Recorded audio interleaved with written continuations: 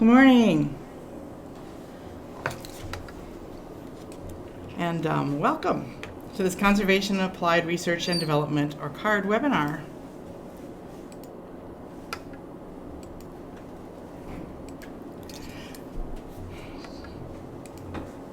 I'm Mary Sue Lobenstein, the R&D Program Administrator at the Department of Commerce, Division of Energy Resources.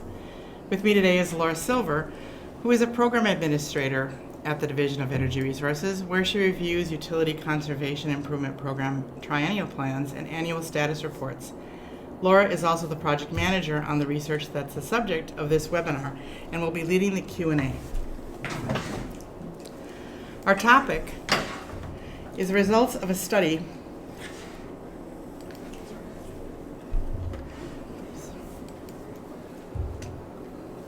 Sorry, a little technical difficulty here.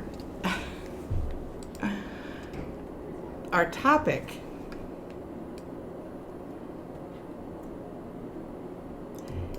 is the results of a study which investigated the application of real-time energy consumption data analysis tools to identify energy conservation opportunities in the agricultural sector. Our presenter today is Travis Hink, who is the energy engineer at GDS Associates. At GDS, Travis provides technical expertise to clients on commercial and industrial energy efficiency issues. He also supports implementation of several utility energy efficiency programs, has been the project manager on several past CARD grants, and led the research we're presenting today. We're very pleased to have Travis with us today.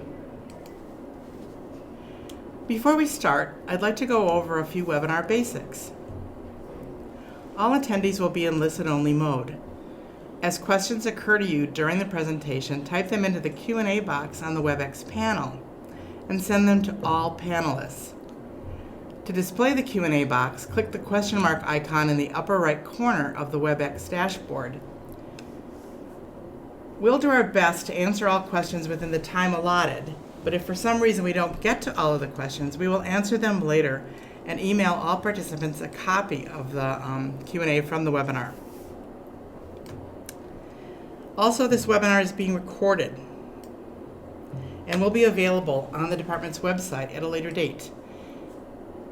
In the chat box, you should find URLs for 3 handouts for this webinar. One will take you to the slide set from today's webinar. A second is to an example of a farm audit report prepared by GDS.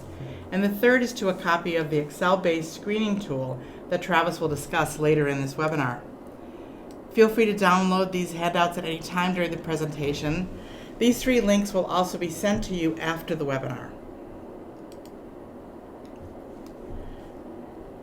This webinar is one in an ongoing series designed to summarize the results from research projects that are funded by Minnesota's Applied Research and Development Fund, which was established in the Next Generation Energy Act of 2007. The purpose of this fund is to help Minnesota utilities achieve their 1.5% energy savings goal. About $2.6 million of this fund is set aside annually for the CARD program, which awards research grants to projects in a competitive request for proposal process. Results from CARD projects provide utilities, hopefully, with information to enhance energy efficiency program designs within their SIP portfolios. As you can see by this pie chart, CARD projects funded to date have been in all building sectors. The subject of today's webinar is in the agricultural sector and discusses a project which characterizes, which looked at energy use in farms. Now I'm going to turn it over to Travis.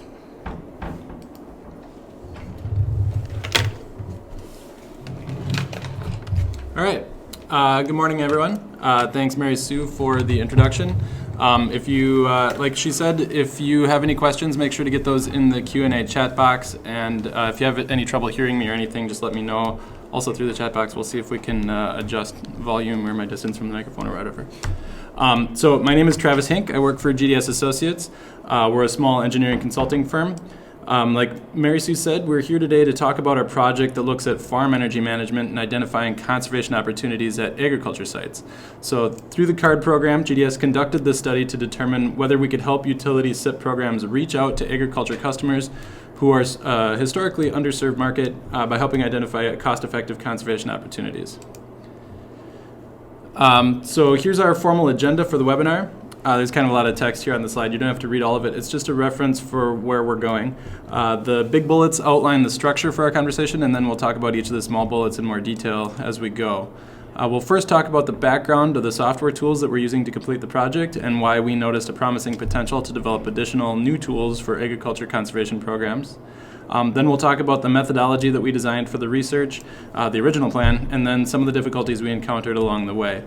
Then we'll discuss the ways we redirected the project efforts to overcome or account for the difficulties that we found. And then finally, we'll discuss the conclusions of the project, both in terms of the original research plan and the outcome of the redirected efforts.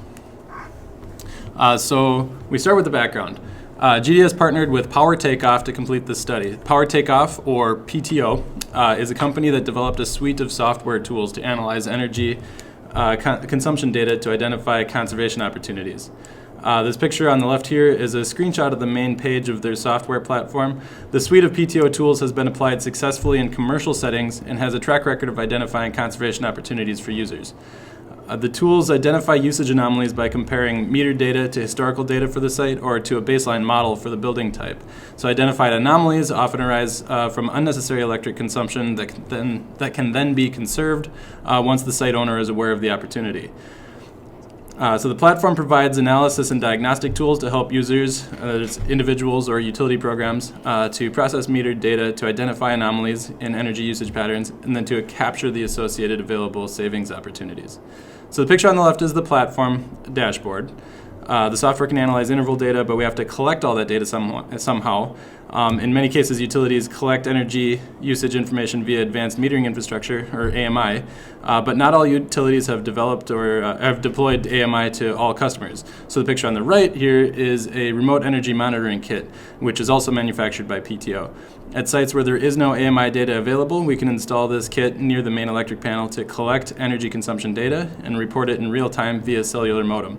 So you can see in this kit there's the data collection module that connects to the sensors and then a cellular modem and an antenna. That's all in that picture there on the right. So these kits were used for the project as a proof of concept, but the goal was to show how to process the data. We don't envision utilities deploying these kits on a large scale. The plan is that eventually data will come from AMI as AMI penetration rates increase, and we can use the findings from the study to help utilities process that AMI data. So PTO has a successful software tool. In CNI settings, the tools help utilities achieve significant energy savings by analyzing real-time consumption data. And we started thinking about ways that we could use this tool to help utilities expand conservation offerings. We asked PTO specifically whether you could enroll agriculture sites onto the platform the same way that CNI sites are. And the response was that it could work in principle, but that the existing tools don't have a reliable baseline defined to compare agriculture site usage to. So the next piece of our puzzle here are agriculture audit tools that GDS has developed over many years. These are Excel-based tools that we use to conduct audits and generate reports to identify energy savings potential at agriculture sites, so at dairies, hog farms, poultry farms, etc. Before this project, these tools have been used by certified auditors as a part of an on-site audit process that looks for conservation opportunities. Typically, these audits recommend projects requiring capital investment. Then we help farmers to qualify for financing, estimate return on investment, prioritize opportunities, and then implement the conservation projects. So the reason these tools are relevant for this project is that a part of the audit is to collect equipment information, which creates a baseline model for how energy is used at a site. So these existing audit tools then use the model to recommend conservation project opportunities. But the point is that as a part of this process, these tools generate a baseline model for energy consumption. And a well-defined baseline model is exactly the missing piece from the PTO tools that we talked about in the last slide. So at this point, you can probably see where we're going. The overall plan for the project is pretty straightforward at the conceptual level.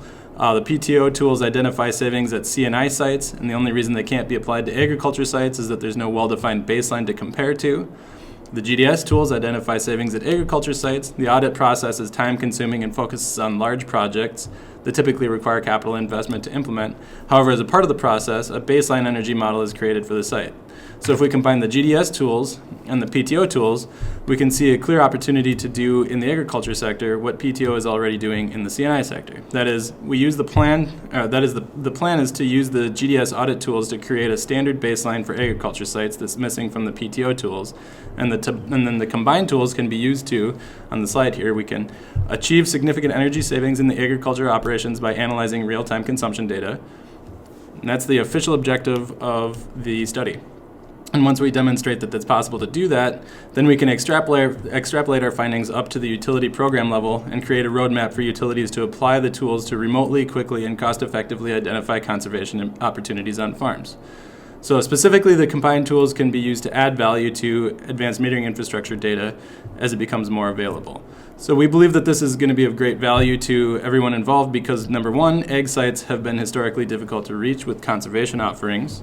Number two, AMI penetration rates are increasing, and these tools can add value to that data that will be generated. And number three, as low-hanging fruit, quote, low-hanging fruit conservation opportunities are captured by utilities, they're always looking for new opportunities like this to reach untapped conservation potential. So that's the plan for this research project, demonstrate that we can combine these tools to find energy savings. As we'll see, putting that into action was not so straightforward, but at this point it was a good idea with promising potential. So this is the step-by-step research plan that we designed to demonstrate that we could use the PTO data tools to find agriculture energy efficiency savings. The first step of the project was to identify 21 agriculture sites to participate in the project. We wanted 7 each of hog, dairy, and poultry types. The plan was to create an aggregate baseline for each site type, and we wanted a reasonable sample size to represent some of the variability among sites. So that's why we chose 21. GDS has a pretty well-established set of contacts among agriculture communities, so we anticipated being able to recruit participants pretty easily. The second step is to enroll each participant in the Power Takeoff platform and start collecting interval data at each site. For a while, we specifically looked for sites that had AMI meters installed to save us a step, but we actually didn't find any such sites, so we also had to install the data collection kit at each participating site. That wasn't that big of a deal, but it added a little subtask to this step. The third step is to conduct a farm equipment inventory at each participating site. This step effectively populates the GDS Excel tools that we saw a couple slides ago. This step consists of collecting information about major equipment, operating hours, milking or feeding patterns, and livestock cycles used at the site. So the fourth step is to process the inventory data with the GDS tools to develop an energy model for each participating site. The model is then going to be translated into a baseline for the PTO tools. At this point, we also generated an audit report for all the participating sites. That piece isn't really part of the research, but since we were already close anyways, we did that as a bonus for the sites that participated. Then we get to the fifth step. Here's where we plug the energy models into the PTO tools and start identifying energy conservation. This is really the core of the project. There are actually 3 things going on here at once. So first, we're comparing the collected real-time data to the models to make sure that they're correct and then updating them as necessary. Second, we're using the models to program the settings of the PTO data analysis tools. And then third, we're using the PTO data analysis tools to actually identify anomalies in the real-time energy usage data. All these require us to stay in pretty close contact with the participants to understand what's going on their sites. So for example, if we see an unexpected spike in usage on Wednesday afternoon, we call up the farmer and ask what might be going on. So either it's a conservation opportunity or we have to adjust the model to anticipate that spike. So as the kinks in the models are ironed out and the PTO tools settings are honed, we planned on starting to crank out energy conservation opportunities in the same way that they do at C&I sites. So step 6 then is to encourage the farmers to implement the identified opportunities and watch what happens to the collected real-time data to verify conservation. So from this plan, we would then summarize the findings to show utilities how to implement this process for their own customers and publish the calibrated baseline models for use in their programs. So that was the plan. And we implemented that plan, as you can see here on several sites. This picture is of the main panel in the utility shed at one of our participating sites. You can see the data collection kit on the wall to the right of the subpanel here. It requires a dedicated circuit and from the panel, and then it runs CT clamps back to the main lines of the panel on the left. You can also see the cellular antenna on the wall above the kit. This is how the real-time data is transmitted back to the PTO platform for processing and analysis. And actually, because we had to install the kits, we were able to sub-meter some of the equipment at most of the sites to get a better understanding of energy consumption there. But the main goal was to monitor the meter level consumption because we want the results to inform the usage of AMI data in the future. So we had 5 dairy, 2 hog, and 1 poultry site participate in the study. And as we said earlier, the original goal was to have 7 of each type. But as you'll see on the next slide, we stopped reaching out to identify further participants when we encountered some difficulties with the project and decided that the main methodology was starting to look like it might not be too successful. So we ran into a few issues with the plan. I highlighted in yellow here, this is the same list of steps from 2 slides ago. I highlighted in yellow the steps in the process where we had some minor unforeseen issues, and then in red where we had major issues. And as you can see, there were quite a few problems. I think that if we'd had 1 or 2 of these issues, we could have overcome them and still completed the project largely as planned. But adding up all the difficulties meant that we were forced to declare a negative result of the study officially. In the next slides, I'll go over a couple of the issues that we had. So I won't spend too much time on the minor difficulties we encountered, but I do want to list them here because they're sort of useful in terms of lessons learned, and they help to put our ultimate results in context. And we kind of put a lot of effort into overcoming these issues, even though they don't show up in the data. So I just want to lay them out quickly. So at the beginning of the project, the team anticipated identifying potential participants relatively quickly through our established contacts. Recruiting wasn't really that big of an issue, but it did go more slowly than planned. And part of it was that we started looking for sites with AMI, and we just didn't find any. And then the bigger issue was that we wanted to find sites where the farmers would be willing to work with us and spend time talking about what's going on their site. Some farmers didn't really want to commit too much effort, and as it turned out, we actually needed a lot more effort from them than we anticipated. Then, all the sites we enrolled did require the dedicated real-time monitoring hardware kits. Because no participants already had AMI meters installed. Again, this wasn't a huge issue, but it did add some cost and logistics hurdles because we had to get an electrician out to each site. And then another minor unforeseen issue is that some sites were willing to participate, but when we got on site to install the kits, they just didn't have cellular reception. So we cut bait with 2 of those sites, and we installed a long-range antenna at another one. It didn't really affect the final results, but again, it was a little hitch in the process. And then the last issue here is kind of an overall sector-wide economic slump that's hitting agriculture pretty hard over the last couple years. Over the course of the study, it became clear that talking to us wasn't really a priority for the farmers, and understandably so. Added to the fact that we wound up needing to reach out to them much more often than we had originally anticipated, and it's sort of snowballed into a situation where the participants didn't really want to help us as much as we needed to complete the study as planned. And we can't definitively say that economy-wide effects directly impacted our study, but they may have played a role in making it more difficult just in terms of adding stress and making our project a pretty low priority for participants. So those were all the difficulties that set us back, but we overcame them to some degree. And next I'll describe a major difficulty. So the real deal breaker for difficulties that we encountered is the fact that the data analysis tools did not apply to agriculture sites as well as we had originally envisioned. Effectively, this is a negative result for the main hypothesis of the research methodology. That is, because the difficulties we encountered, we had to conclude that no, we cannot demonstrate that remote, quick, cost-effective identification of conservation opportunities at agriculture sites is possible with these tools. One of the issues is that we had far more false positives than we had anticipated. That is, when we saw a spike on Wednesday afternoon and we called up the farmer to ask what might have been going on, our plan was that it was either a conservation opportunity or a chance to improve our models. In reality, there were a lot of times that the farmer just didn't know what happened, or it was a one-off event. For example, they needed to run a space heater to thaw a frozen pipe. So this meant the process of improving our models went more slowly and required more input from farmers. And as I mentioned earlier, eventually the farmers have other things to worry about besides talking to us. So that slowed the project progress.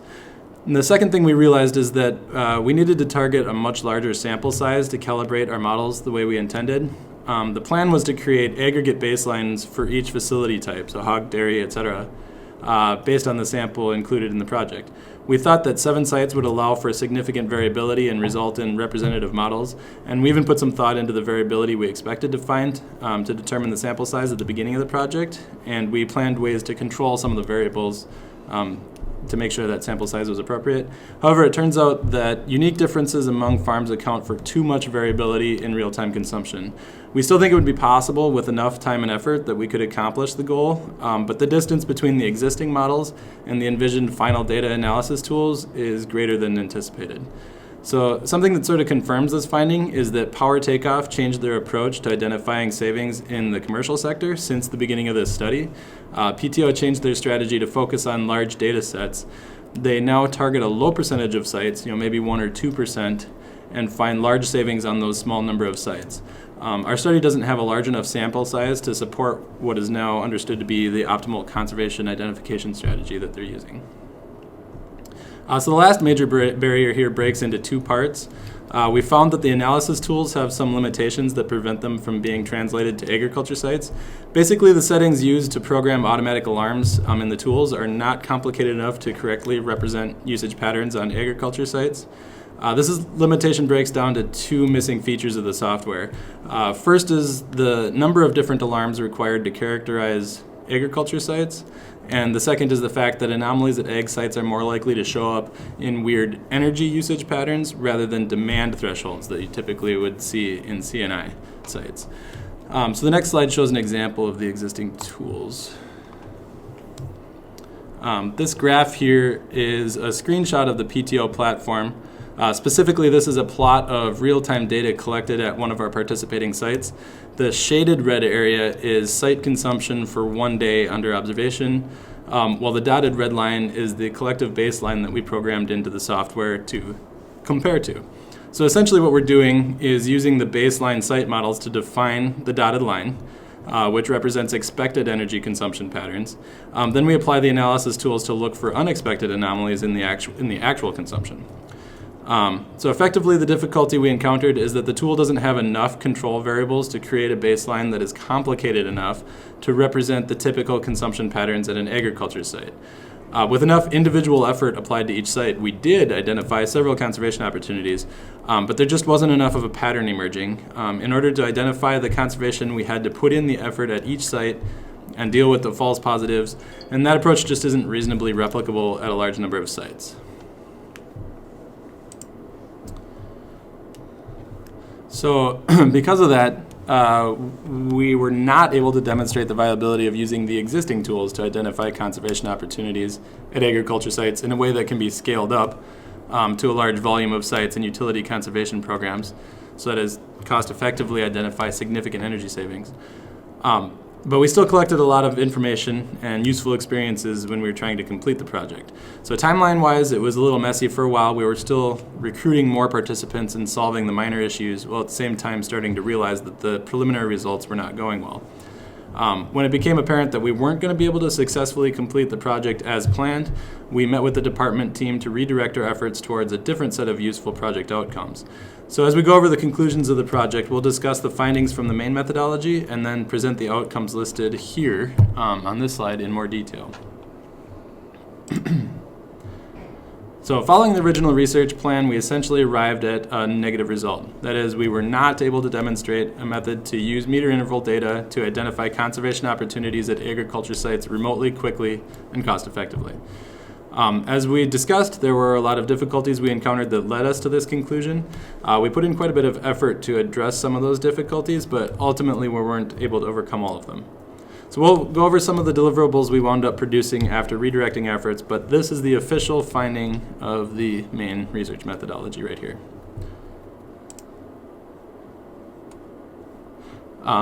Before we go into the products of the redirected effort, I want to just quickly outline how it might be possible to develop something like the originally planned software tools if somebody wanted to try again to accomplish the objective of the project with our lessons learned in mind. So although we produced a negative result with the tools we have currently, I think it would be possible to design tools to accomplish the original goal.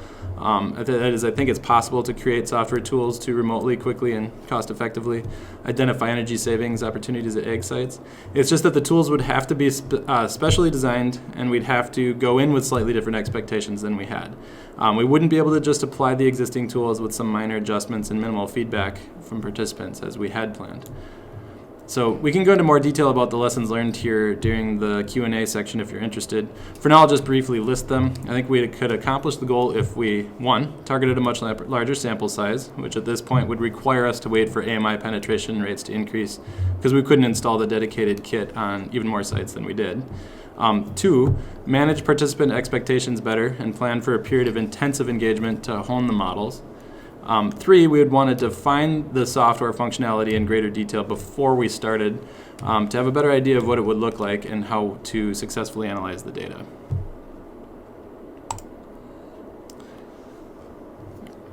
All right, so although we weren't able to successfully complete the study as originally designed, we did come up with some ideas that may be useful. One of those is a specialized Excel-based screening tool to identify conservation opportunities at Excel sites. The screenshot here shows part of that tool. We were having difficulty identifying savings opportunities, so we developed this Excel-based tool to help find them more quickly. So essentially this tool is designed to overcome the limitations of the built-in PTO software tools. It's kind of a makeshift bridge between the existing tools and the tools we would create if we had the time and functionality that we talked about in the lessons learned section. So ultimately this tool was the most successful process we found to identify savings, and by the end of the project, this was the best tool we had for analyzing data. As one of the project outcomes, we're making this tool available publicly. It's actually available as meeting materials here. You can, and we'll follow up with an email with a link that you can download this tool if you're interested. The thought is that the tool can be used by utility program administrators or by individual producers to process interval data, either from utility meters or from other sources, to find conservation opportunities at agriculture sites. Here's another screenshot of the outputs of the special screening tool. This picture here shows the outputs. The red highlighted cells show areas outside the desired tolerance for a comparison to a baseline expected energy consumption. So I chose a day here that we actually did identify conservation opportunity, just as an example. So another useful output from the study is a comprehensive set of agriculture building type load profiles. So we have over a year of high-resolution energy consumption interval data on several agriculture sites. So outside of this project, I don't think this type of data is available anywhere. So this data can be used to develop composite load profiles for the site types. And as part of the development of the Minnesota TRM, load profiles were characterized for many building types, mostly commercial and industrial. But that leaves a gap in the understanding of conservation outcomes at agriculture sites. So here we're able to help fill that gap with new data to help inform load profiles in the state. Basically just add agriculture load profiles to the existing load profiles available. And the final outcome of the redirected project effort is a list of recommendations that we developed for utility conservation programs wishing to reach out to agriculture sites. So the report discusses these in more detail and provides some useful references. So if you're interested, I would suggest checking out the final report on the CARD website, or you can contact me directly too. My contact information will be on the last slide here. So to briefly outline the recommendations that we came up with, first we discuss how to engage agriculture sites. Farmers are we found receptive to receptive to energy conservation opportunities, but they're typically extremely busy, and if you're not clear about your objectives, they're quick to disengage. So it's important to reach out to them in person and have a clear, concise message, and acknowledge that they have a lot of priorities to juggle. So if you can frame conservation as a way to help improve operations and save money rather than asking farmers to help achieve utility goals, and then actually practice that. Find ways that you can help their operations. Even more than in other sectors, if you treat conservation as a service for utility customers, that helps engage customers. The second recommendation is that utility programs that really wish to develop strong agricultural program should plan to have staff available with agriculture experience, ideally from a farming background. In our experience, this really helps to drive participation because farmers recognize the expertise and they engage much more readily. Also, the specialized knowledge ensures that the projects are reasonable in the real world and that savings calculations are completed correctly. So often existing programs like lighting or VFDs can be applied to farm sites, but require minor adjustments to the savings calculations or expected applications. Having someone with an agriculture background or experience can help a utility to confidently make the required small adjustments and tap into ag conservation. Third, outreach to ag sites can be different from other sectors. We recommend establishing ties to local agriculture groups to help promote conservation opportunities. The report includes a list of 12 agriculture groups in Minnesota that are worth reaching out to, and it also has links to federal programs that utilities should be aware of. There are even separate non-utility conservation initiatives that are going on that utilities could partner with or work with in parallel, but typically they're just not aware of them. So we think this is the most overlooked opportunity for utilities to make inroads into ag sites. Then we recommend that utilities put some time into creating specialized offers for ag customers. For the most part, these don't need to be too different from your existing offerings, but if you can put in a little time into creating specific measures for LED lighting for poultry barns or VFDs on barn ventilation fans, for example, that can really help to drive participation, even though they're mostly the same as existing measures. And then the last quick recommendation we make is that AMI data will become available increasingly in the future, and we believe that there will be ways to derive conservation value from it. This study hit a little bit of a snag, but it could be revived, and the tool we created could be used to analyze interval data as it becomes available. And even if this study approach isn't directly useful, we think that agriculture sites could be prime opportunities for load control programs and dynamic rate structures enabled by AMI, even more than in other sectors. So that kind of summarizes our major findings, and I'll turn it back over to Mary Sue to wrap up and then take a couple of questions. So be sure to submit those if you haven't yet. Great. Thanks so much, Travis. If you've not already done so, please send us your questions in the WebEx Q&A box. Now I'm going to turn it over to Laura, who's been monitoring your questions as they've come in. And Laura, do you have any questions for Travis? Yeah, sure. So one question is, so Travis, you mentioned some unique issues facing farmers.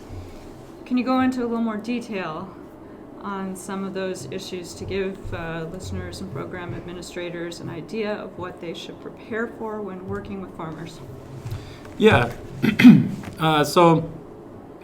Farmers are a little bit different from other sectors just in some of the issues that they face. Some of those issues are practical day-to-day on-the-ground issues, like just being on site at an agriculture site. You typically have to deal with biosecurity issues and make sure that you're following protocols to ensure that you're not violating any biosecurity protocols or regulations or requirements.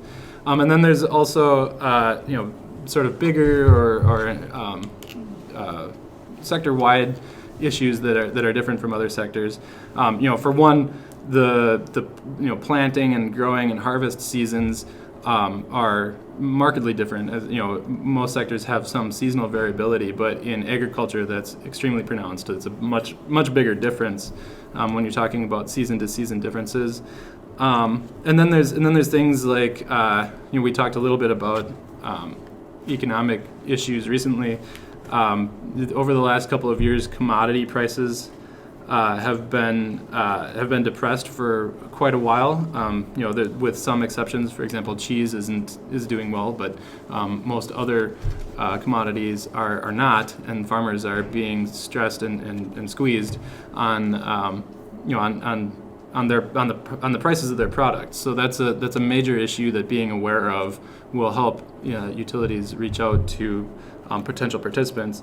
And then there's also it's useful to be aware of local and regional politics, even national politics. There's, for example, there is no federal farm bill right now, which is actually a pretty big deal that most farmers rely in some part on the farm bill, and if not relying directly on the farm bill, they at least rely on there being the predictability of what their customers and their suppliers use the Farm Bill for. And so the fact that there isn't one right now just throws a lot of uncertainty into the sector. And so that's something that that's a unique issue that's faced by the egg sector. So that's a couple of things. Mainly, it's it all adds up to different types of uncertainty than you face in other sectors. All right. How many utilities were involved in this project? So the participants that we recruited belonged to several cooperative utilities and then major IOU. I don't know if I should name the utilities. I don't know if that's. I don't know if that violates any sort of confidentiality. I think I'll hold off on naming them. But we had, I believe, 4 different cooperatives and 1 investor-owned utility that were electric providers for our participants. But to be clear, you worked directly with the participants, so they happen to be customers of a variety of utilities, but the utilities weren't directly Correct. involved in the project. Originally, we had planned on on working with the utilities because we expected that there was going to be AMI data available, and so then in that case, this actually did save us a step because we worked directly with the participants instead of getting access to their AMI data through the utility. But that was the step that we were originally planning on completing, that we didn't have to because it wasn't, none of the sites had AMI data.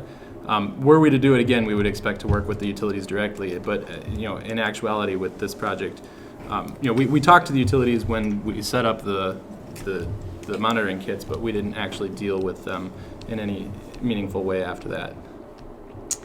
All right. When you say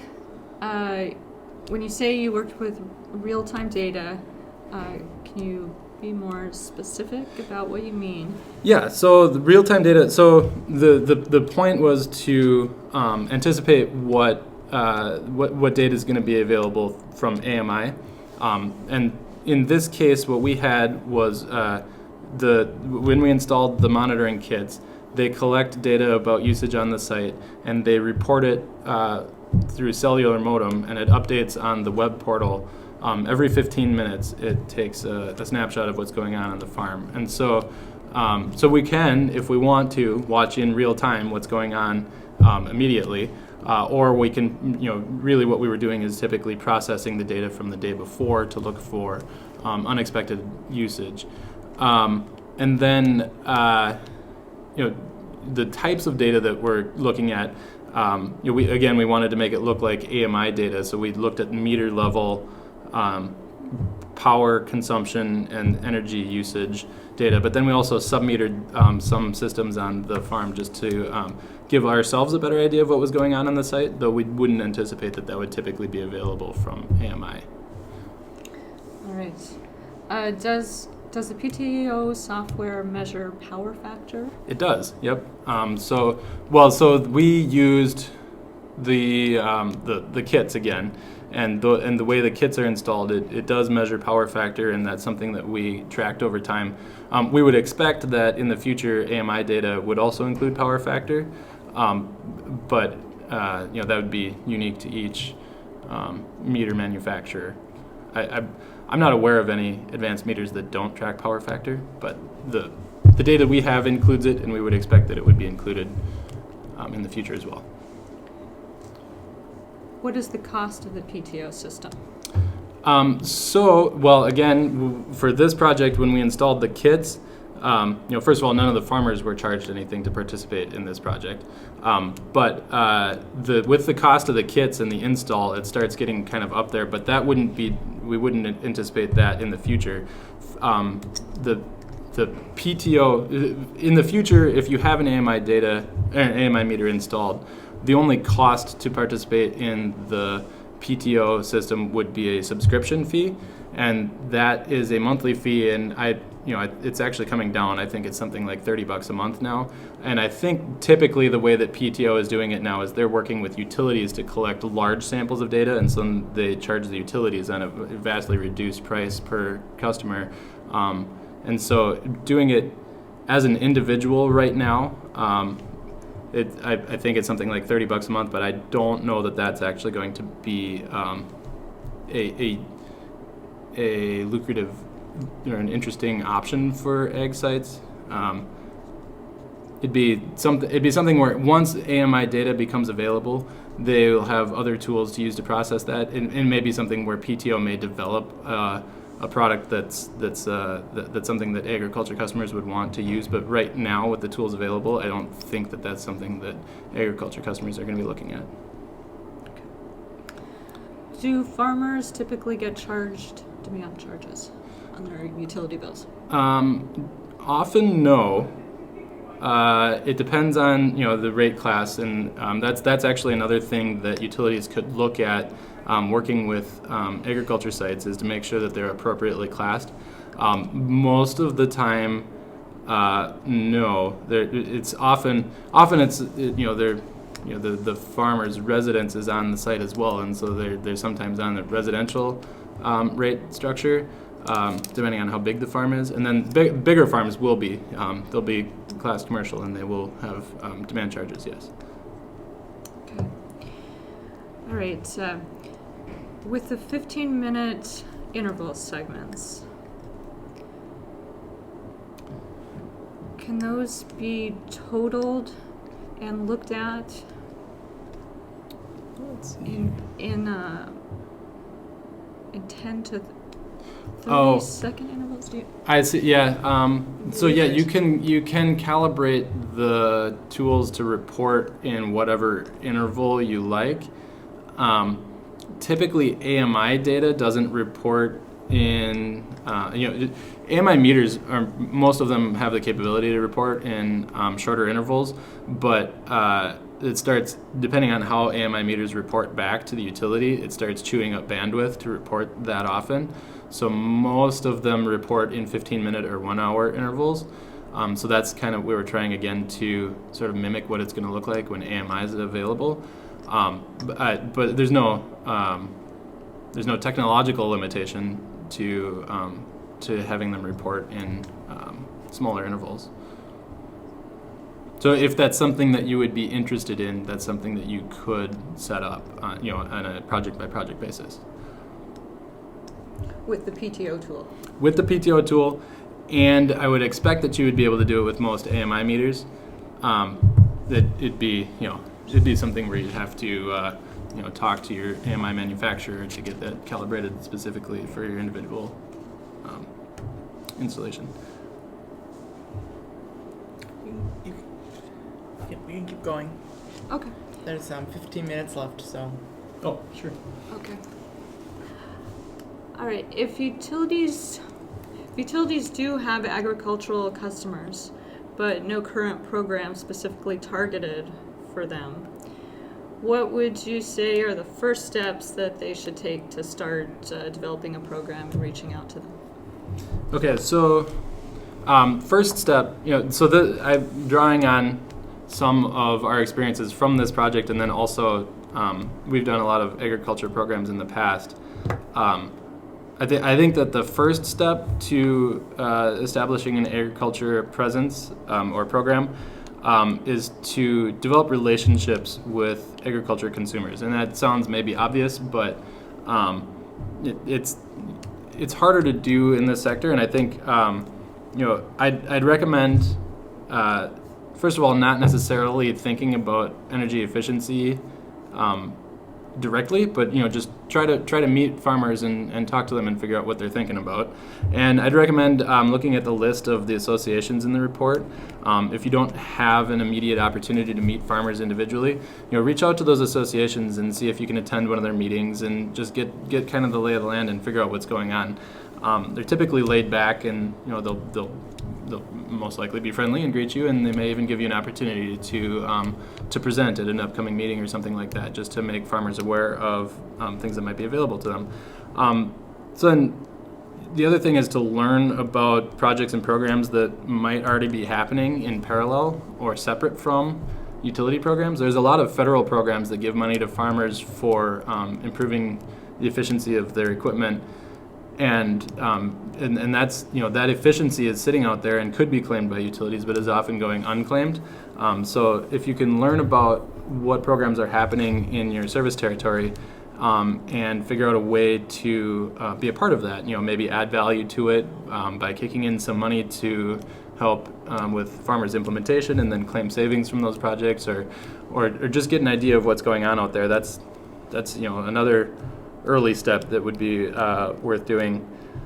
And then the other thing, like we said a little bit earlier, is I'd take a look at your existing offerings and see which ones could be slightly adjusted to apply to agriculture sites, and like lighting or VFDs, and just package them up into a dedicated agriculture offering and say, hey, you own a farm? Check out these handful of things that might benefit you, and instead of just saying, hey, we have a VFD thing, say we have an agricultural VFD program, and target it to the audience. Great. Could you, are you aware of could you identify any successful agricultural programs that are currently being offered, and then speak to how you envision the tools that were developed through this project might be applied to the type of programs that are typically offered? Yeah. So the trick for applying these tools is that there's going to have to be interval data. Well, for the screening tool, I'm thinking specifically, the trick is that there'd have to have interval data available. And so outside of Minnesota, this is actually more common, but inside Minnesota, AMI meters are they're being deployed, but it's kind of at a slower rate. And I've talked to a couple of rural and municipal utilities in the last couple of months. They all have plans to roll out AMI meters over the next 5 to 7 years, but some of those aren't deployed yet. So as those are deployed, these tools will become more useful. But there are quite a few agriculture like those federal programs I mentioned earlier are typically sort of checkbox things where you say, do you have a VFD? Yes, no, and then they give you a set incentive for replacing a set product. So this tool doesn't fit into that model directly, but it's something where there would be an opportunity for utilities to package it with those offerings and say that you could add value to existing programs. And then the other thing that typically in the agriculture sector, a lot of the EE work is done through audits, and so if you're offering audits to your customers, or if your customers are finding audits from another source, this tool could be added to that. If there looks like the site is using more energy than an audit would predict, and you're wondering why that might be, you could say, hey, check out this tool, and incorporate that into the program to see if you can identify any possibly easier to implement projects to conserve energy. Great. All right, and one more question.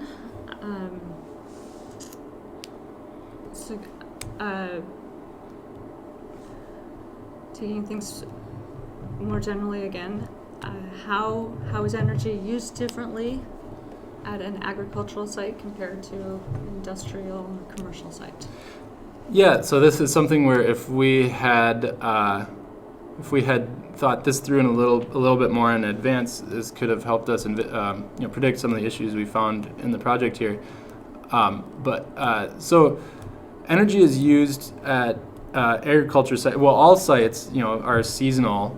You typically see weather patterns affect energy usage, but at farms the seasonal variability is more pronounced, and then the daily variability is also more pronounced, where you might see significant spikes compared to the average consumption at the sites, but they're predicted. It's when a milking cycle starts, you turn on the vacuum pump and the refrigeration system and compressors, and everything comes on at once, and you see a big spike. And then when the milking cycle's over, then it goes back down, and so you see that there's typically a larger variability of usage over the day at an agriculture site compared to most other types of sites. And then the seasonal variability. And so as we got closer to the end of this project and we had collected a lot of data and were able to analyze it in more detail, there are definitely patterns emerging, and it's possible to predict the energy consumption at agriculture sites. It's just that it's a more complicated pattern where you have, 4 different, patterns that are superimposed on one another. And so it's just a more complex pattern of usage that you see. So it's it's not necessarily fundamentally different. It's just a different outcome in the way that you see patterns developing compared to other sectors. Great. Is that all the questions then? Great. Yep. Thanks, Laura. Thanks, Travis. If you have any follow-up questions about this research, feel free to contact Travis. His contact information is there on the board, or else you can also contact Laura. So just to wrap up here, a couple of things. The recording of this webinar and the final report will be available on the department's Applied Research and Development webpage at a later date. When available, you can link to them from either the webinar quick link or from the card search quick link as indicated on this slide.